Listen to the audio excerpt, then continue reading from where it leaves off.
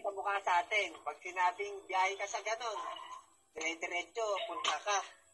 Dire-diretso, ano, dire-diretso, punta ron. Diskarga. Ito, hindi, oras. O tapos, ano sabi ni Nante? Ano sabi ni kaya Nante? Ayun, Bakit? hindi gusto yung ulam.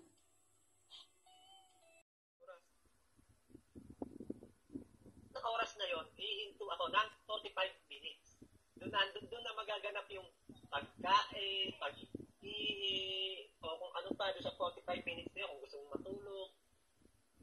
Basta 45 minutes. Pag natapos na yung 45 minutes na yun, diretso ka na uli na biyahe ng 4 na oras.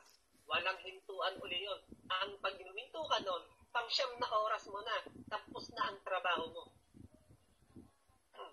Napakatagal nun. Nung una, sabi ko, 7 na oras, mabilis lang yun. Pero pagka